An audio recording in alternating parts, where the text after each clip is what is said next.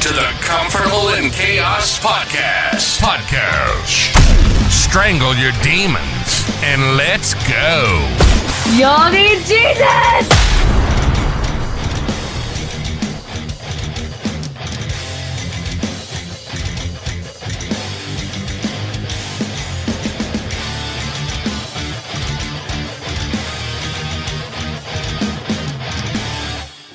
A two, a one, two. Don't want your love anymore. Don't want your kisses, that's for sure. I die each time. Welcome to the Comfortable in Chaos Podcast. I am your host, Eric Hellberg, and you know, we're like Einstein men. We have no special talents. We're just passionately curious about all things pertaining to men. How in the hell did we get here? And where is it that we want to go? We were planning for the upcoming week, and I figured I would set the stage. Of course, I started with the song from the Everly Brothers, an iconic band, an iconic duo, and the song was entitled Kathy's Clown. And what is it that I just sang as I swallowed my dip here? Don't want your love anymore. Don't want your kisses, that's for sure. When you're sitting there and because you're a well-meaning man, a well-intentioned man, maybe your boyfriend, girlfriend, and or you are now in spousehood, a marriage, and you have now watched romance movies ad nauseum. Why? You don't give a fuck about those movies, but you do it to please your wife. And every so often, you find one that is touching because you actually have feelings. You can be moved. You are empathetic. But I would say maybe a double header at the most, and I'm sure you had some snacks. But damn it, it's time to get into some shooting, some ass kicking, some subterfuge, some sabotage, something we can sink our teeth into because we are men. That's why we finished up last week with Friday's Follies. We talked about the world gone amok. We talked about good old Joe. We talked about warfare. We talked about everything in between, right? Because I knew we would start off like this, but I'm not going to keep us there. We're going to go into some hard-balled, badass stuff again this week. So, with this song, here is who this week in this episode is dedicated to. All the men out there who have been told that the woman in their life no longer wants their love. The woman in their life who has told them they no longer want their kisses. And since those components, as we learn as men, are actually vital in the sexual, intimate process, hell, you may have even been told that your woman doesn't want to have sex with you anymore. Okay.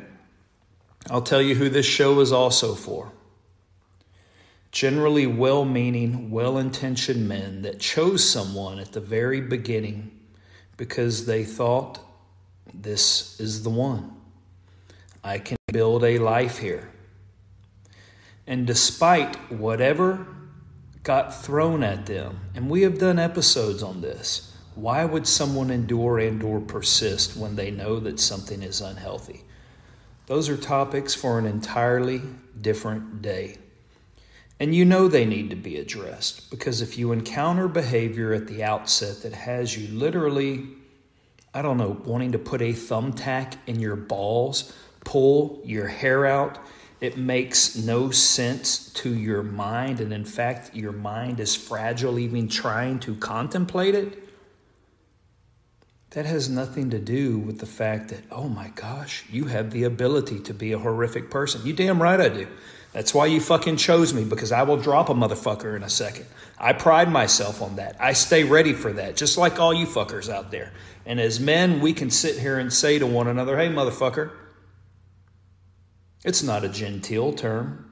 but it should be reserved for us because we can communicate in that regard and actually say it without it being derogatory. Believe it or not, it's a sign of affection. That's why a little boy, when he's hanging with his mom, he starts tapping on her, he starts pinching her, he starts grabbing her.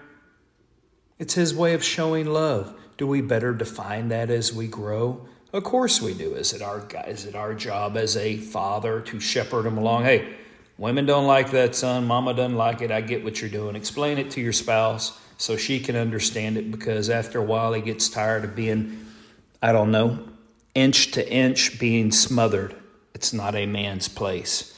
There is a beginning and an ending to everything. That's why when the rocket ship fucking goes up, it doesn't pause when it breaks Earth's orbit right there and say, okay, we're going to take a break. No, it keeps going. The inertia has been caused to stop, meaning you will stop. And it makes it very hard to go forward. So never interrupt a man. Not with your volatility, not when he's in the middle of something. Because if you do, you will end up making it harder for all involved. Let him simply be. A good-intentioned, a well-meaning man will complete that task and come to you. If it is not satisfactory for you, and you cannot wait until then, well, then you picked the wrong men. There are plenty of effing sluggards sitting around. Go get one of them and build with them, because this show is also for the man that was told, I want the money. So you went out to get the money. No matter if a crocodile snapped you on the ass, you dealt with a bunch of imbeciles. No matter if you came dragging your nuts in every day. But then you were told, oh, I want to be with you.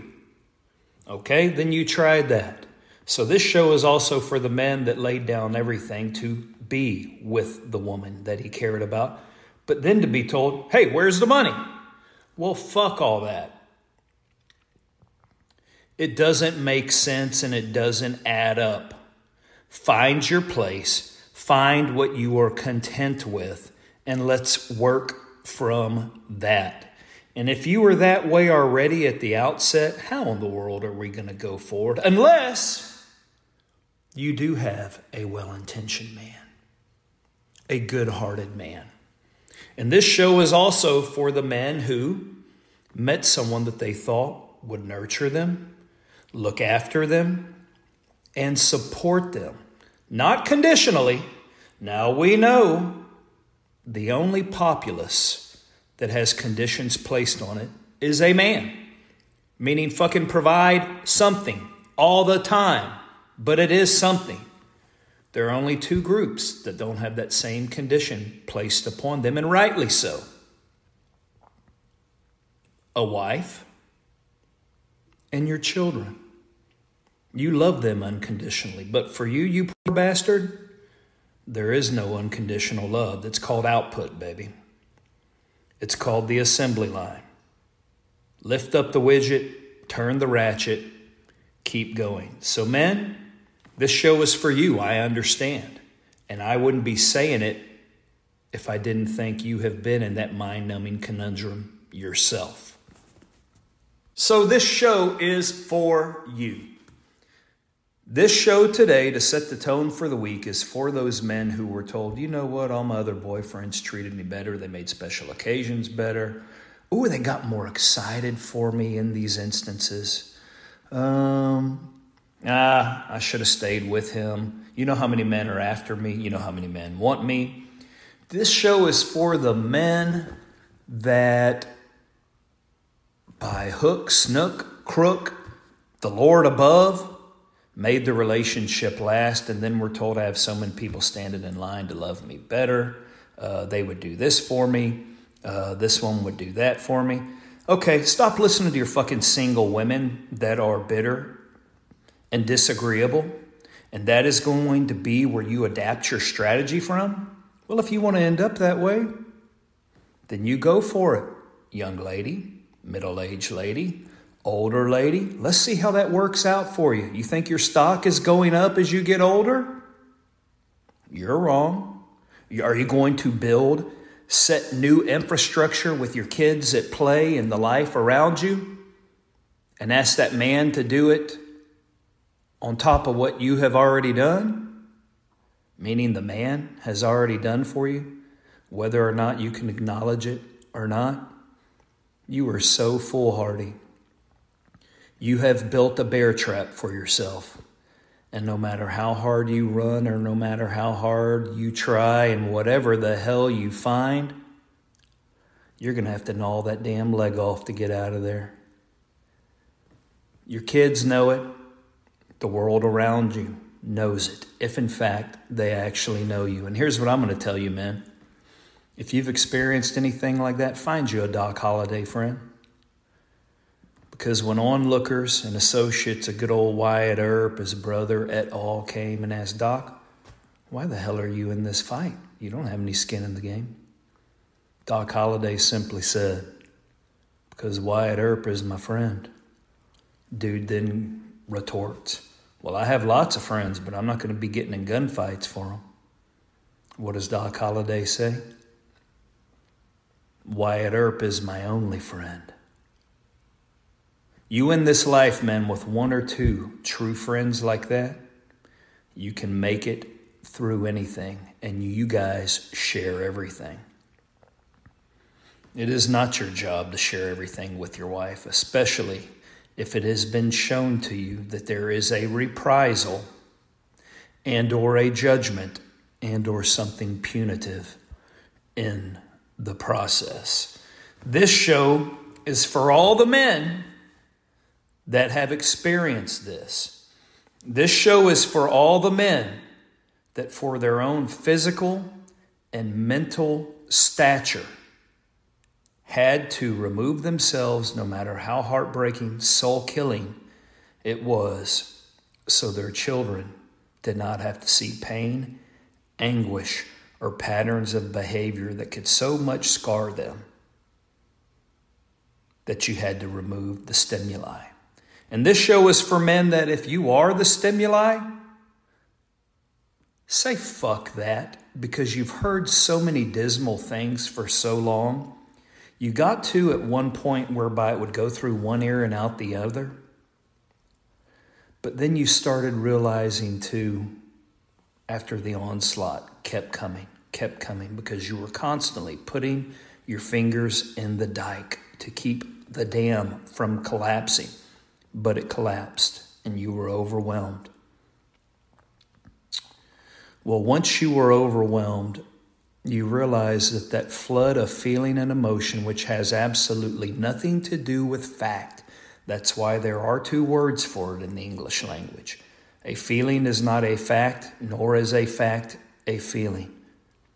If you have done the mind-numbing, brain-searching, intestinal, visceral searching, and you can't equate the facts with those feelings, then stick with your facts. That is God's gift to you. And after a while, that flood of all those negative things and negative potentiality, typically conveyed as threats, when that can no longer dissuade you and you are unequivocally sure about the fact that it is untrue about you, you grab those same nuts that have been dragging on the floor, you lift them up and say, no matter what, I'm going forward. And it may not be easy. You may be unsure, but at least now you have a path. So men, any of you guys who have experienced any of these things, this show is for you. So as Sven says on Badass Counseling, go have a kick-ass day, and I will see you very soon the next time on the Comfortable in Chaos Podcast. I bid you bon voyage, my burgeoning flock. Until next time, like and subscribe to the Comfortable in Chaos Podcast.